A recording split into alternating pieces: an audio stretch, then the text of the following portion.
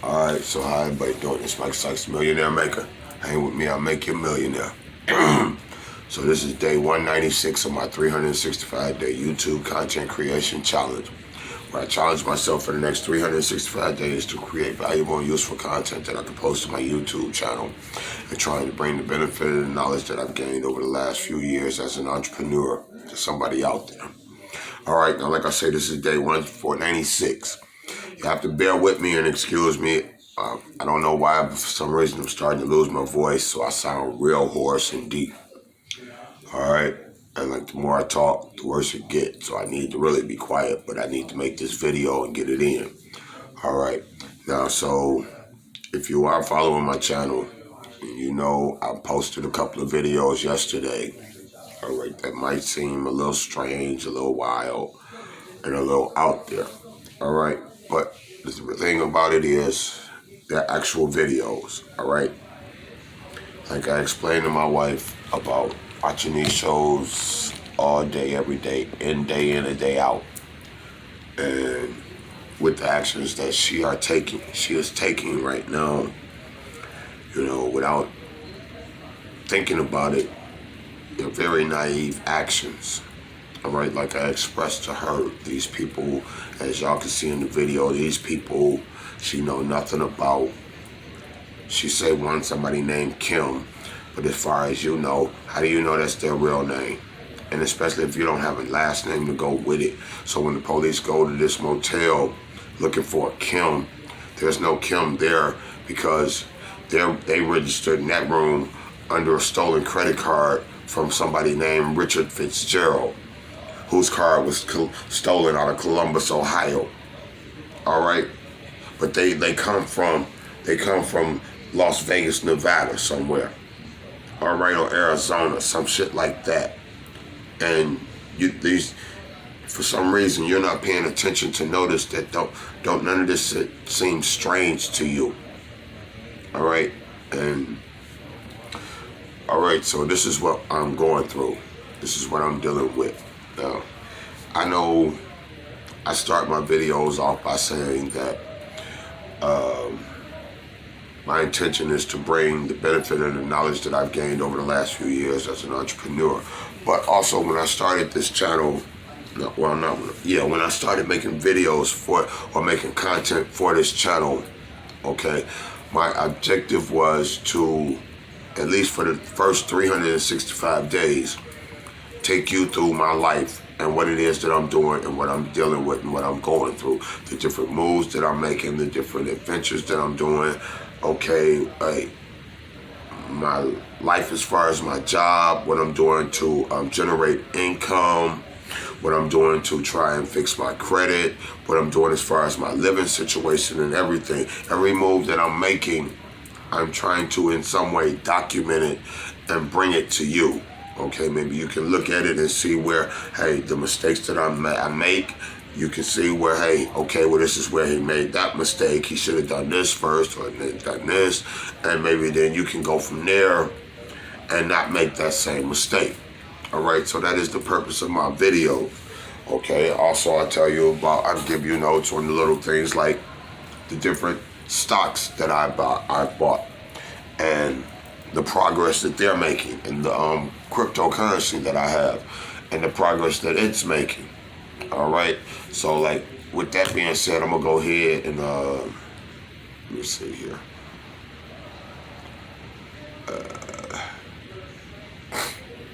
Yeah. Yep. Now, Friday, I think it was yesterday. Yesterday, I told y'all the stock market had went down yesterday. Well, matter of fact, you know what? I don't think I did tell y'all that. I don't think I did tell y'all that because, hold on, let me go back here and see something. I'm trying to remember. Yeah, 19. Okay, yeah. The stock market, well, no, it came up some, but it was down. All right, it was down.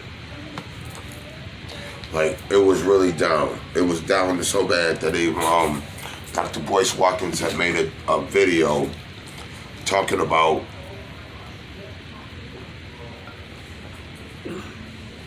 how bad the stock market had dropped.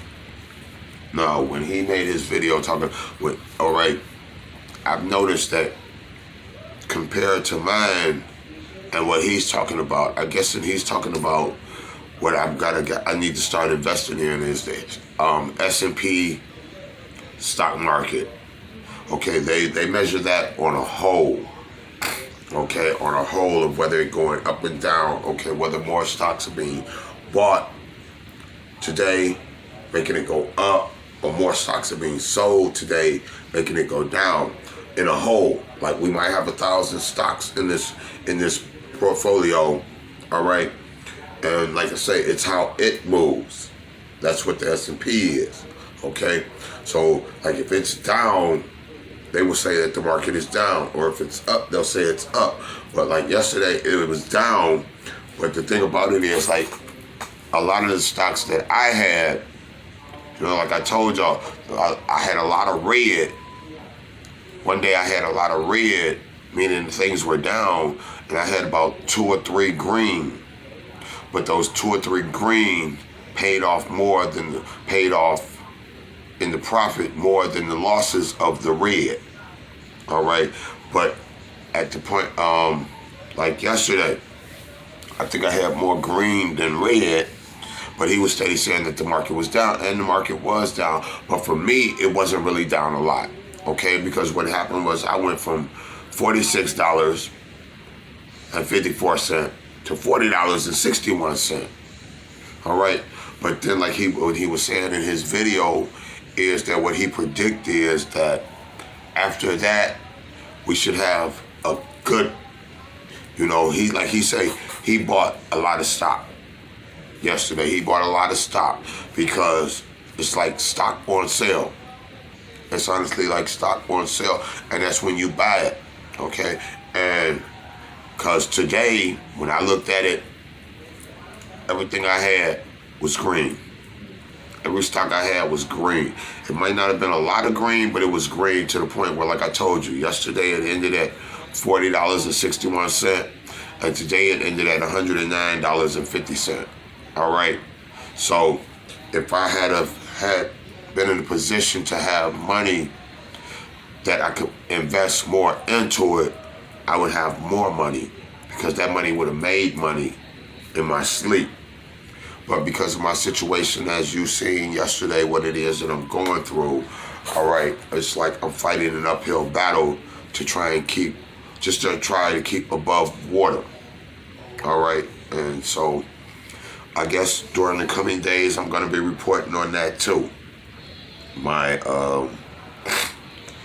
progress with that. All right, because like I told y'all yesterday in the video that I had went to the site, downloaded everything that I needed, printed out everything that I needed, and these are the steps that I needed. I told y'all yesterday it was a form that it was a couple of forms I needed to get notarized. The paupers form to ask the court to waive the fees of everything. And then after David stating that I acknowledged this, what's going on, and my petition for divorce. So I went to the courthouse and I dropped that off. Okay? And when I dropped that off, they stamped it and everything and submitted it. Now the lady explained to me and gave me a case number and said, well, what happened is that it will be submitted to the judge. The judge will make a decision as to whether or not to approve the paupers form. Okay? If he approves the paupers form, then he will send me a letter. Either way it go, I'll get a letter in the mail stating whether or not the paupers form has been denied or approved. Okay? If it's approved, then I'm not responsible for the $295 filing fee. And if she has to be served, the $50 for her to be served. Okay? Now, the only reason that she wouldn't have to be served is the same acknowledgement paper that I gave, that I had to go in. She would have to go get notarized saying that she acknowledged that this action is being taken. And I turned that in. Okay? And then she doesn't have to be served by the sheriff. All right? Now, I'm going to be honest with you. Like I keep telling her, every move that she makes, everything that she does, it's the wrong direction. It's not, it's like I say, if you have two choices, one is right and one is wrong. One is right and everything else is wrong. All right? And then when you given that option, all right, you choose everything else. And like I explained to y'all about this situation, I'm 57 years old. I'm too old for have to be worrying about shit like this.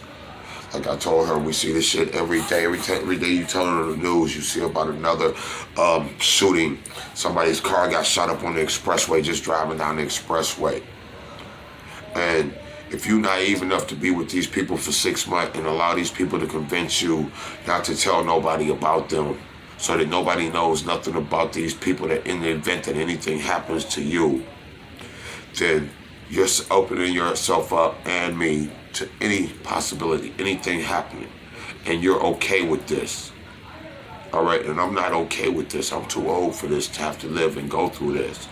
All right, I'm trying to build something. I'm trying to have something to leave to my children. You know, I'm not trying to be murdered because we done ran across some psychopaths out of another state that they'll come down here to Atlanta to find their next victim. You know, and stuff like that does happen out here. And I know that. And a lot of things like that I've been through, I've lived through them. I grew up in the city of Detroit, on the north end of Detroit. So a lot of these things I know about. I grew up in the crack era. I grew up in the drug war era. I grew up where they were shooting your spot up every other day. Every day you look around, you walking around with pistols in your hand like it's the Western time. Because hey, you know, flat out, you ain't quick draw McGraw, so you can get it quicker if it's already in your hand and you can just throw it and shoot it, as opposed to trying to reach for it. That's what I come up with.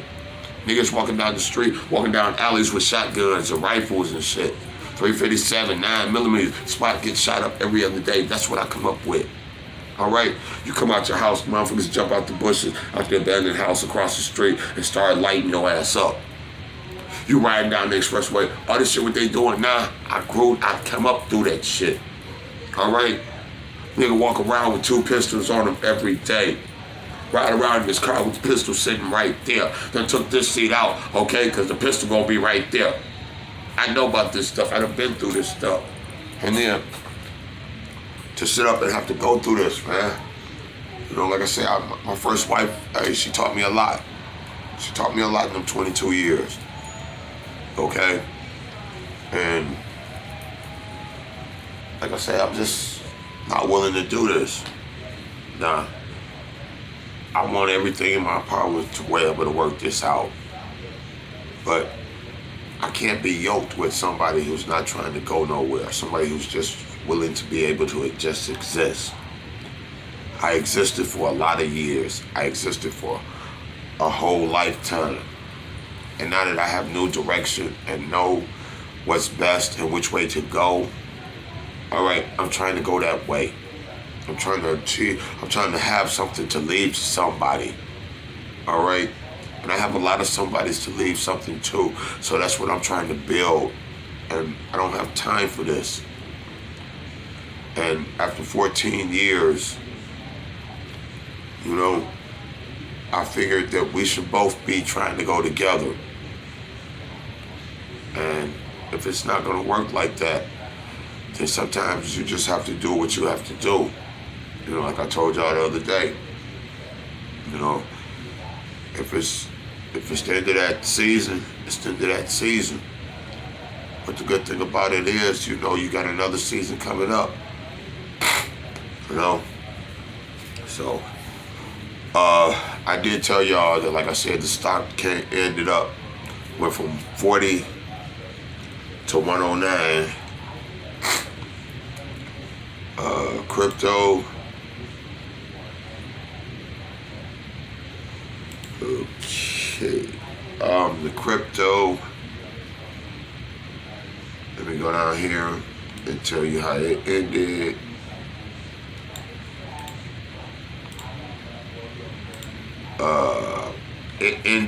It went up a little bit. It was 376.74 yesterday. It was 383.1 today. 383.10. All right. Now, on another factor, the car rental platform. Like I told y'all, the Malibu is out. The Malibu is scheduled to be out until it is scheduled to be out. Hold on, until I think it's the 5th.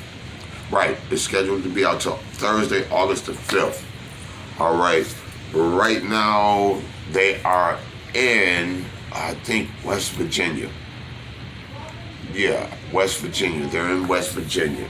Now, from my experience from the first person, okay, who I rented the car to, and she took the car and she went to Florida with it, and then I read in the post in the chat on Facebook, somebody had the same thing. Hey, I rented the car on the platform and they took the car out of town.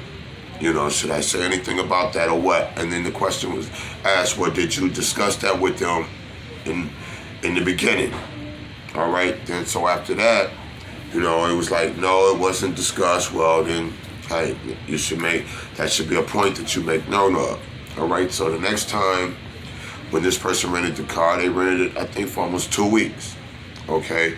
But I made sure that I asked them, hey, when do you intend on going out of town? Okay, because they had an Arizona license. So they live in Arizona. But she told me that she was in the service, okay, and I don't know whether they're stationed here or not or whatever, but they I think they flew into here for some reason. They have got family here or something. And I guess they have family in West Virginia. So like I asked them, are they planning on going out of town? And she told me, well, she's not sure, but they might. I told her, we got numbers been exchanged. So, hey, okay, well, if that's the case, just let me know. You got my number, communicate with me, and just let me know. I just like to know, what's going on with my property. All right? And so she texted me, I think it was the next day or a day or two later, and says, hey, we're going to West Virginia, so I need to know if this is all right, because if it's not, it's no problem. We'll just make arrangements to turn the car in and rent another one. So like I said, hey, it's okay, it's cool. Do what y'all need to do. As long as the car is all good, y'all good. Because at the end of this, come next month, I get my $400.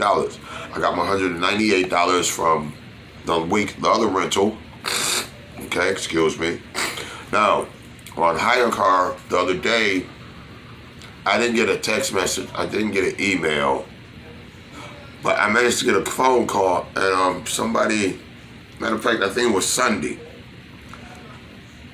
Well, yeah, it was Sunday. I managed to get a phone call, and for some reason, I just answered the phone because it was an unknown number. But I did answer the phone, and they was like, yes, this is so and so from hire car, and I was like, okay, yeah, what's up?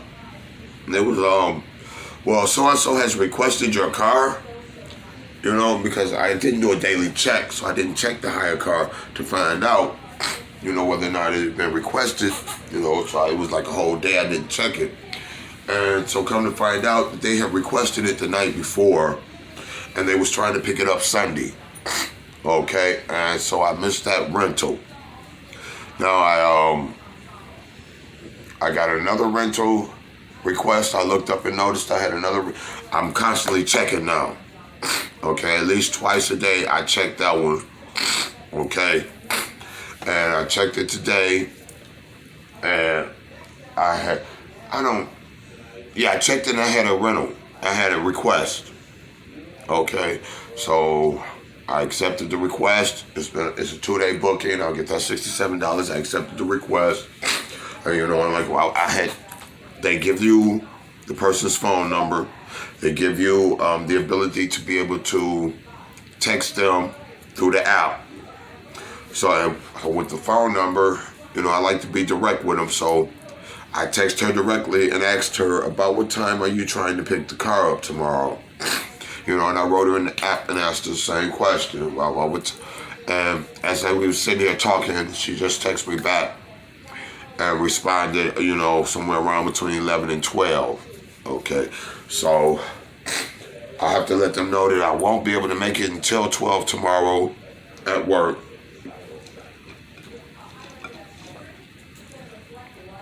But what I'll do different this time that I didn't do the other day when I had to pick up, it was Sunday. I had to pick up at 10, and I was supposed to be at work at 10.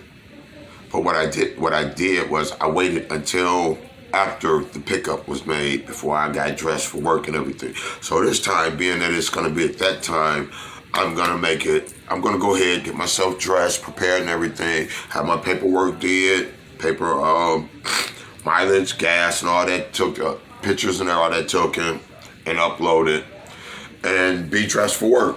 Okay, so that when I hand off the keys, I can clock them in, remember to clock them in, boom, check them in, let them go, and hey, I can go straight to work. Okay, now, so are we at what? We at 21 minutes. All right, I've gave y'all everything. The only thing I haven't managed to say is, I believe in God. And I know, and I keep pointing out that God is the one that is allowing me to be able to see these things for what they are. All right, for the situation for what it is. Now, this is my marriage. It's 14 years. Like I keep saying, my man in that movie. I'm getting too old for this shit. For real, I'm getting too old for this shit. To have to continuously keep starting over. I don't have the money to be a 60-year-old man starting over and shit like that. And I shouldn't have to. But I also shouldn't be with a person that's not willing to grow. All right? Or your total existence is just to exist. When there's so much more to life out here that you can have instead of having to struggle every day. And jeopardize your life with people that you don't even know. And I want to extend an olive branch, but there's a fear that olive branch is going to be, because every time I do it, like I say, I give you an opportunity. You have two choices, the right choice and the wrong choice, and you continuously pick the wrong choice. And it's hard for me to go against that, and expect something different out of it when I know what it is that I'm seeing. So that's what makes all this hard. Whether people know it or not, it's really what makes it hard. Because contrary to life, whatever, I am human. I may appear to be hard and whatnot, and uncaring and unfeeling, but I am human. I do have feelings. So, with that being said, it's probably 1-something in the morning, almost 2 o'clock. Yep, 1:30 in the morning. And I really do need to go to bed so I can get up. Like I say, get ready, take care of that. Tomorrow's Wednesday. Get this day going. So right now what it is I'm, like I say, waiting on paperwork. Waiting on paperwork to see what the judge say. And I would think and hope that in the process that we maybe can go to mediation and some kind of counseling or something that could maybe help the situation rather than just, because I would like to build it if it could be built, but if not, then I just have to do what I have to do. So, with that being said, I'm 20-something minutes into my video. I appreciate y'all being here with me and listening to me. Y'all have to excuse me, my sinus is messing with me. I really need to go blow my nose. All right. But like I say, this is day 196 of my 365-day YouTube content creation challenge. My name is Michael Sykes. I'm the Millionaire Maker. If you hang with me, I'll make you a millionaire. I'll see you tomorrow. Peace.